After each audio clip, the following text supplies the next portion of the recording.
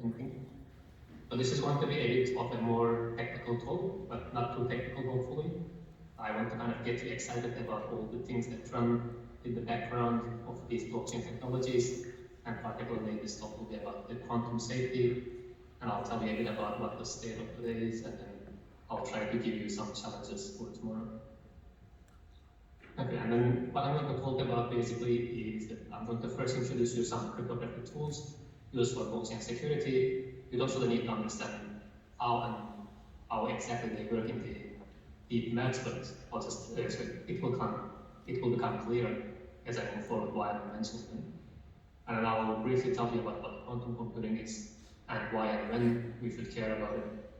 And I'll tell you a bit about our solutions in the quantum safe blockchain domain, and then I'll try to give you some challenges for the future. Okay, so let's look at some of the cryptographic tools used for blockchain security.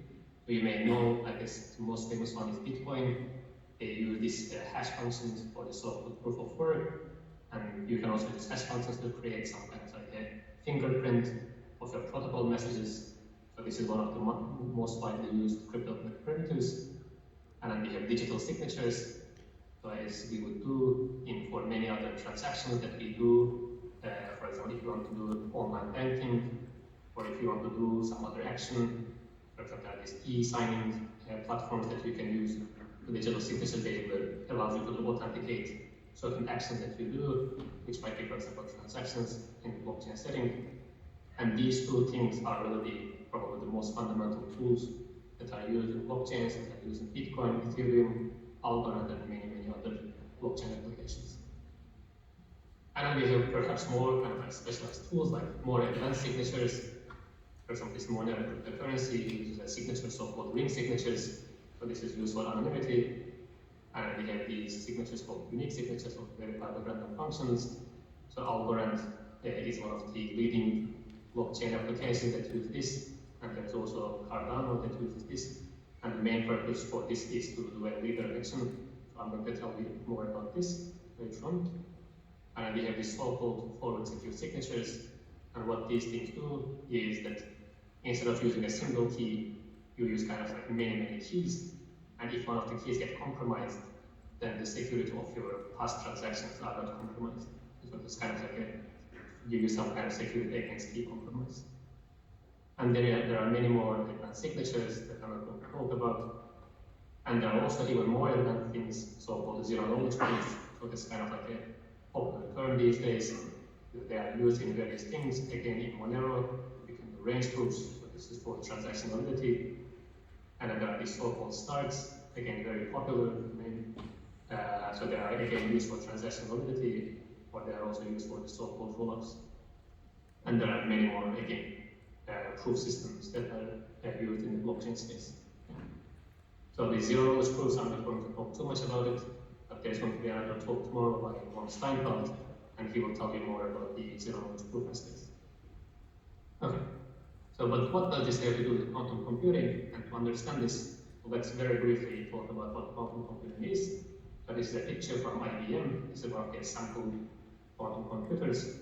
They look something like this, and probably what they are kind of hiding behind the doors is much more complicated than this, so we don't really know how exactly it looks and how exactly it works at the moment. But what it does is basically to harness the power of quantum mechanics for computational purposes. Okay? And they utilize what's called the quantum bits or the qubits for ultra-fast computation. Okay? And there are many countries that invest billions of dollars, like USA, China, Germany, Canada, even Australia. I think it's starting to spend a lot more money these days. And it turns out that if you actually harness this quantum mechanics, and you can actually solve some of the very important computational problems very efficiently using a quantum computer. If you try to solve these problems on a computer that we are using today, and we cannot do this, maybe it takes millions of years, but somehow if you can build a quantum computer and use that to solve these algorithms, then they can run very fast. Okay? And this is very good news for chemistry, computational biology, what they want to do like these DNA sequencing and so on. So it's very good news from that perspective. Now, how does this relate to cybersecurity and blockchain security is in this next slide, so why we should care about this quantum computing. And the reason because is that this classical public key crypto system that we use today, so it's used in blockchains or these tools that I have mentioned, like zero-knowledge proofs, digital signatures, that are examples of these crypto systems. They rely on two core problems called integer factorization, this cryptography problem. And it turns out that quantum computers can also solve these problems very fast. Okay? Which means that they basically can break many of the public key crypto systems that are used today. So this is bad news, not just for blockchain applications, but for basically any cybersecurity system that provides of these crypto systems. Maybe e-banking, emails, e-commerce, you name it, many more things. But the kind of like good news is that even though you may have heard that IBM and Google and some other companies, they have some quantum computers, but to really break these crypto systems, you actually need quite large quantum computers with millions of these quantum bits. Okay?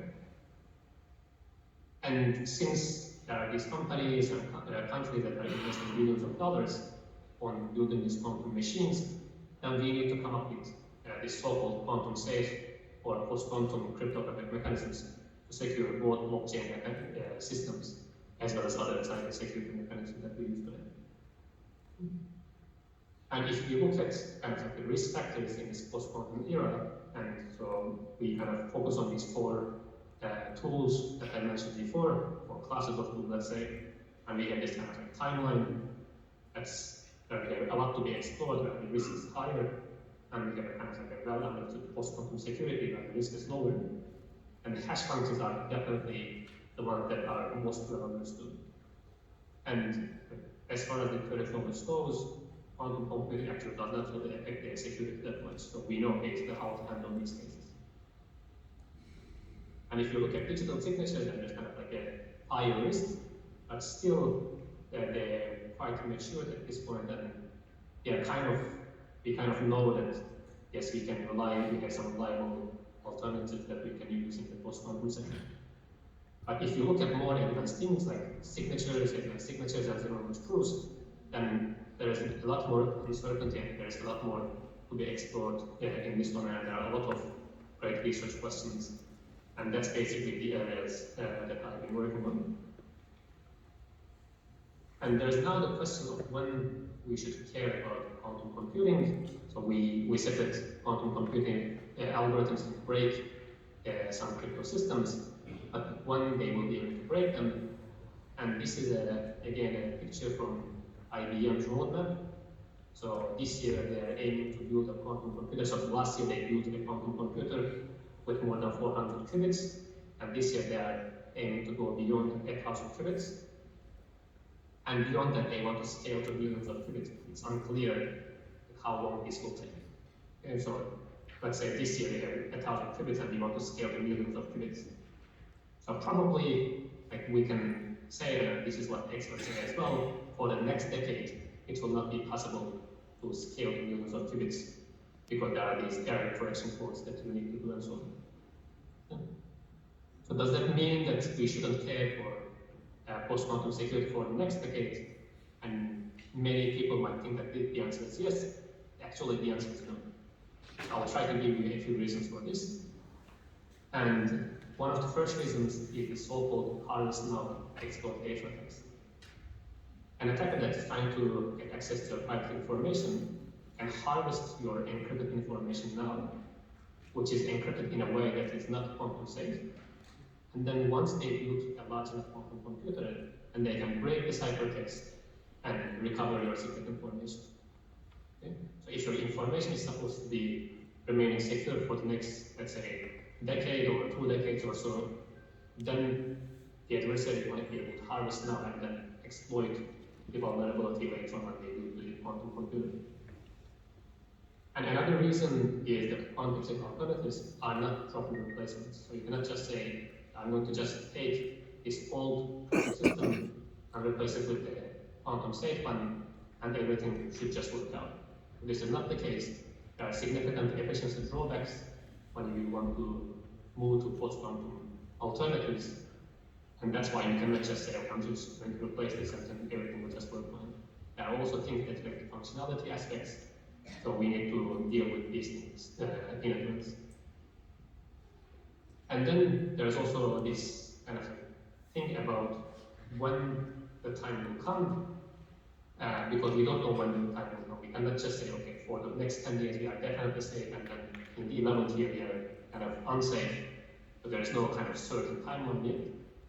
And another thing is that we need to do preparations for many years, or we need to design standards, and then they need to become standard, and then they need to be deployed in many systems. They need to be implemented in software and hardware and distributed all around the world. So this takes many years of preparation.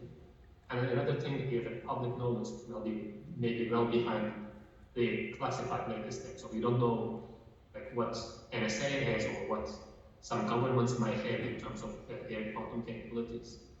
So we may know that IBM has a 1,000-bit quantum computer, but maybe some secret agency has already developed a quantum computer that is at 10,000 qubits. And there's also this thing about the effect of quantum computing being not so trivial, and for this I'll try to give you an example. This is actually from Algorand's proof of stake-based approach. And the fundamental assumption in this proof of stake blockchains is that the majority of the wealth in the blockchain is held by the honest parties. Okay? And this Algorand blockchain system uses the so-called forward secret signature that I mentioned before. And the idea for this is that you first kind of somehow generate some master public key and a master secret key. And out of the secret key, this master secret key, you derive some round keys. Okay? So at each blockchain round, you use one of these SAI values. Round 1 uses SK1, round 2 uses SK2, blah, blah, blah. Okay? What the user does is they delete the master secret key, so they only store the public key and the round secret keys. Okay? And at each round, when you use one secret key, you delete it, which means that if your, let's say at time t, your key gets compromised, and they would get only an SAT, and since you deleted your past secret keys, they cannot actually exploit, and so the keys for those rounds remain secret. Okay? Because you do not reveal the previous keys, but they're already deleted, and you also deleted the master secret. Okay. So what happens if someone develops a quantum computer in future is not so trivial in this setting, because we said that this is what the user is storing, unless suppose the user has deleted the first two keys.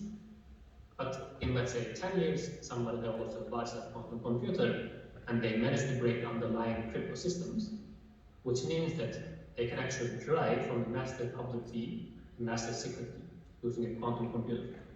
Okay?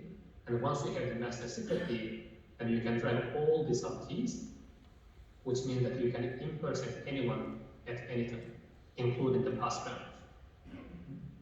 Which means that you can actually impersonate the people who run the committee and even the people who are the leaders of the previous round, who were the leaders. Which means that you can completely rewrite the history and you can kind of create a whole new chain from scratch. And remember that in this setting there is no kind of proof of work, so you don't need to outrun anyone once you can impersonate the majority of the people that are running the blockchain system, which means you control the majority of the stakes, so you can basically run the consensus however you like, so you can basically write into the blockchain whatever you like.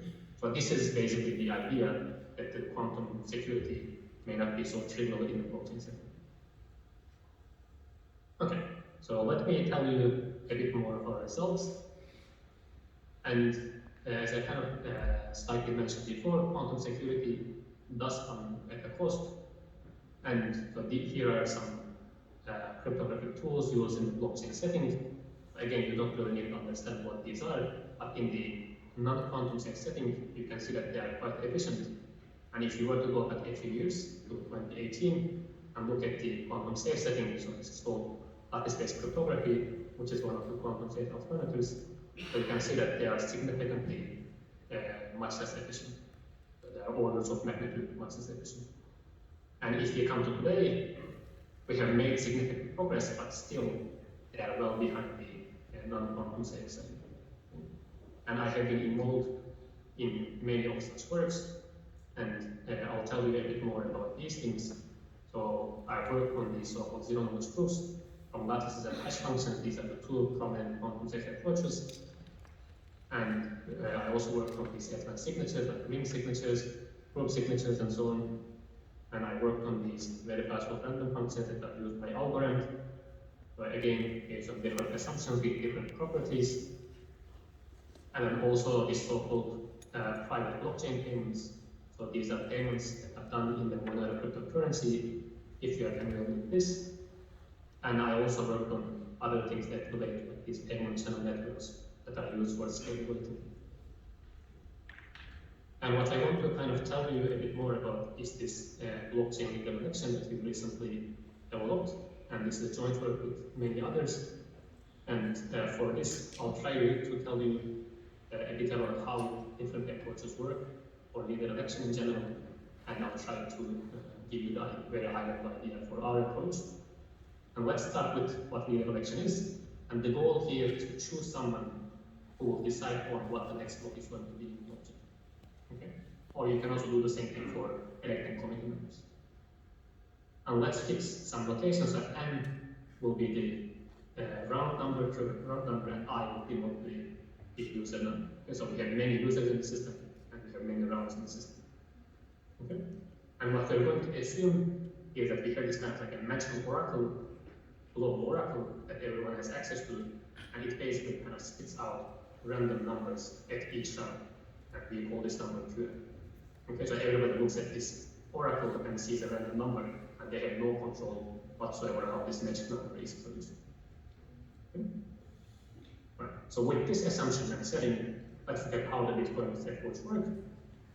At round end, what you do is, once you are given this magic number Qn, you use that number to select a random one-way function that we denote by HQn.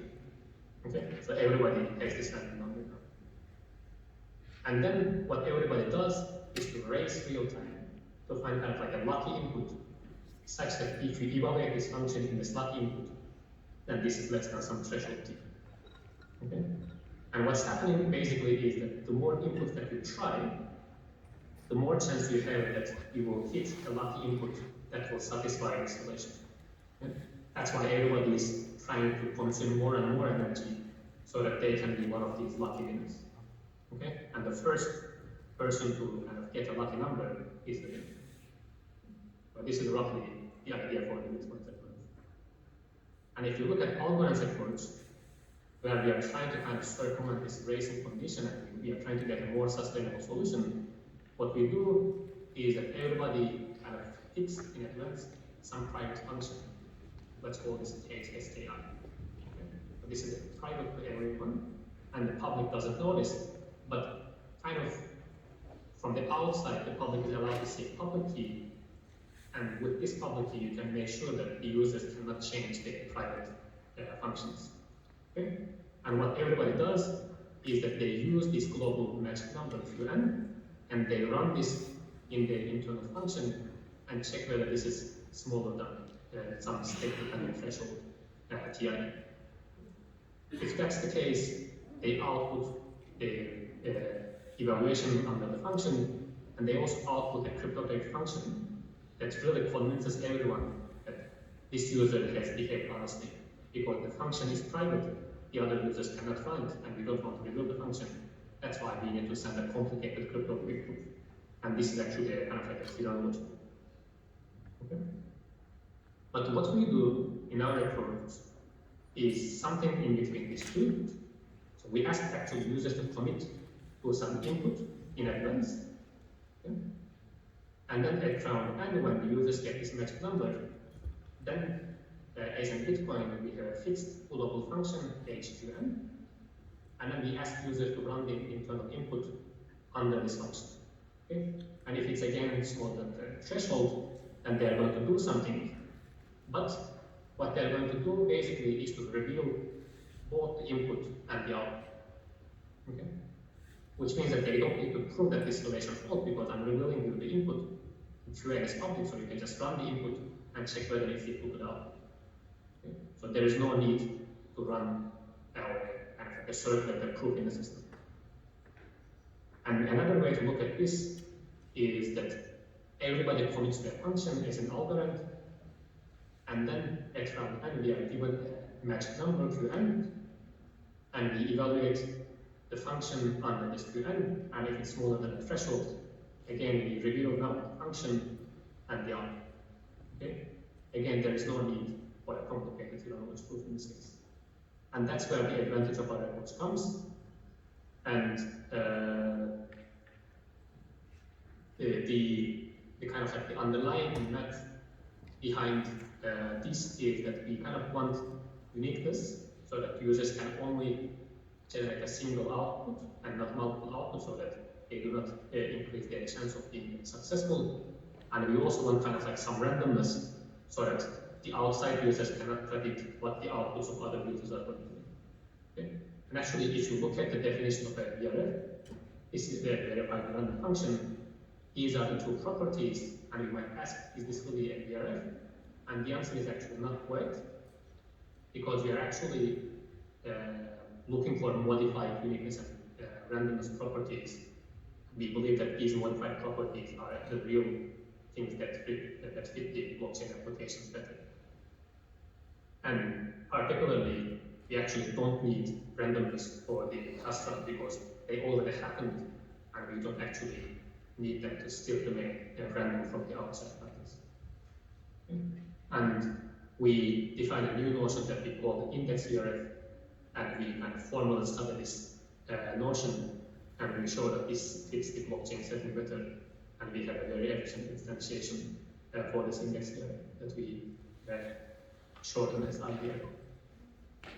And the advantage of our approach is it's quite simple and flexible. It uses very well-known and very simple techniques, so you can use any cryptographic hash function with either election, and you can combine it with any digital signature. And it's sustainable because there's no race information, which means that you don't need to compete for more power, and it's quite efficient. And we just add kind of like a third 2-byte overhead on top of this forward secure signature using algorithm. And also in terms of post-quantum security, it relies on hash functions, which means that it's based on the safest post-quantum alternative. And these are some performance results. So the top 4 ones are some other quantum safe alternatives, and you can see that the efficiency of RVRF, IVRF is significantly better than those. But the last one, ECVRF, is the one used in algorithm. We are still not as good as that one in terms of proof size, but still we can even be better in terms of computational efficiency and evaluation and verification times. Okay, and let me conclude with some challenges for tomorrow. So I told you about these risk factors, and as I mentioned before, there's a lot to be explored in the zero-knowledge proofs and advanced crypto tools domain, and there are really great research questions, and we actually have funding to support such research. So if you're interested in working on these research questions, please feel free to get in touch, and we are looking for PhD students to work on these. But some more kind of like on the math side, there are really great challenges in terms of looking at design ideas that exploit math techniques, looking at more efficient and more functional constructions. You can look at the security analysis of these quantum safe approaches, and there are also great engineering challenges. So you can look at to develop hardware and software implementations. They need to be secure against certain so-called side channel attacks. You can look at implementations at resource-constrained devices. You can try to break existing implementations, but there are really a lot of engineering challenges as well. And I think particularly a challenge for all of us is to really enable the use of these technologies for the social good, because they really have a lot of great potential, both in the blockchain space as well as outside the blockchain space.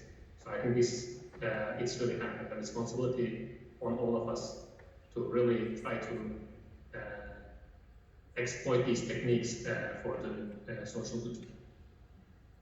So these are some references, so I can share you the slides that you can develop later on. And this talk is part of a recent survey that we published recently. So you can check it out if you like, and you can feel free to contact me via email. I'll leave you with this slide that I had before on why we should care about quantum security now. And with that, I'm happy to take any questions.